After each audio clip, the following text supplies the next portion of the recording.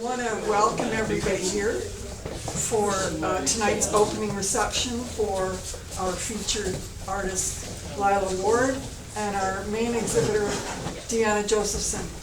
We're going to take a couple of minutes to get to know the artists, but before we do, I want to recognize that we are working, playing, and residing on the unceded territory of the North Okanagan Nation, and we're honored to be here. The first speaker this evening is someone who has been a member of the gallery for quite some time.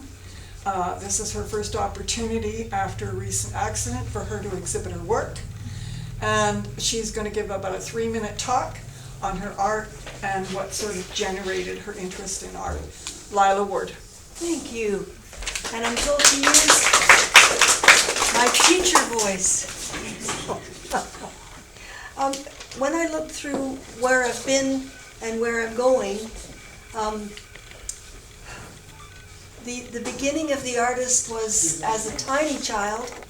My mother was smart enough to keep a manila envelope for each one of the kids and put pieces of work in. And that's what I got to look at when I had another show at Vertigo when they were upstairs in the other building down the road. And I had all my little kid drawings there. And it gave me a stronger sense of who I am and what's important about what I do, was looking back at those early pictures. They were funny little creatures. If they had a shiny nose, I drew a window on the nose.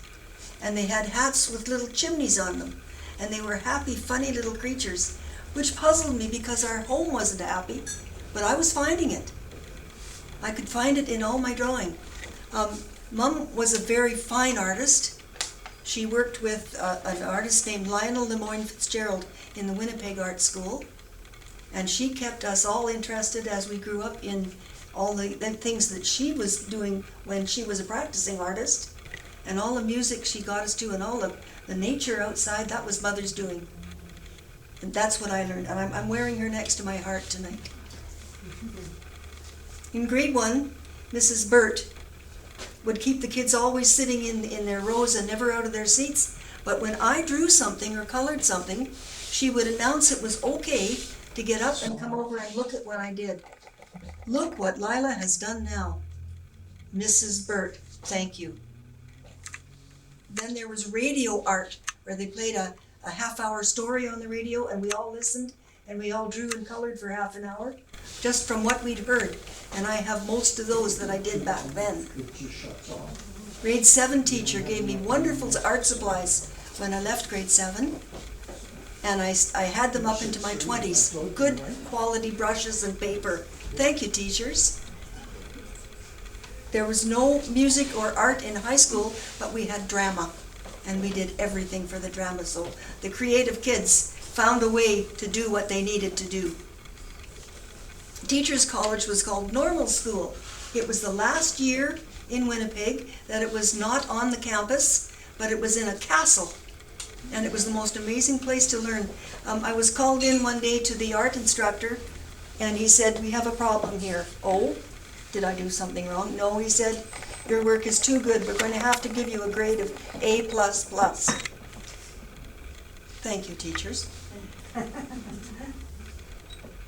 I was teaching at 19, standing in front of a grade 5 class in North End, Winnipeg, and we had made these beautiful tropical fish, stuffed them, and put sparkles all over them. And I was up on a ladder hanging them to the lights in the ceiling when this gentle voice came to the door, and it was the lovely old principal, and he said, "Miss Borbridge, never lose your spontaneity."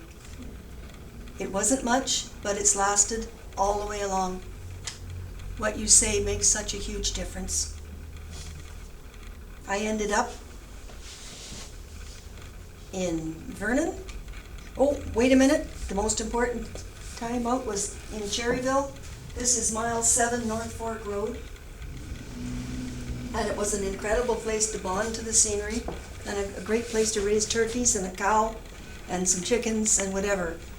But then the government decided to different priorities for their teachers, so I was moved out of there, but too bad. I got some fabulous art from it. very delicate drawings. It looked like my heart was very much involved in what I was seeing in Cherryville compared to other places, because I lived there and I could see it any time of the year, any time of the 24 hours. Go out and look at it and just love it. There's some more pictures to look at afterwards that you can see that's what it's about. Alexis Park School, several art classes, a watercolor lesson with Lillian Christensen. I took 2 years out to do Diploma Fine Arts, KLO campus. And then I discovered the wood room. And I learned how to cut perfect circles on these wonderful tools. And we made all our own stretchers, and we made these frames for them. And these busy fingers just loved the creating, the making of things. And that's what I did with all my grade 2s all those years too. Built all the science and art I could possibly put into the days. And the kids certainly soaked it up and they became really good artists, all of them.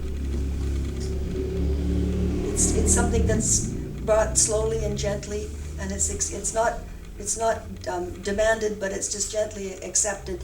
And I saw kids do some amazing work because I'd been fed, and I was able to pass it on so easily and so happily. Then I got into Simon Fraser distance and classes, Masters of Fine Arts Ed. Wow, loving the freedom to express my favorite images from my large and inspiring photo collection. So here we are, back to me. That truck got me, and I had to keep my creative spirit alive. So I took 50 of my best photographs, took them to Staples and enlarged them and laminated them and hung them everywhere. And that kept me healing really well. Keep that spirit alive. Thank you.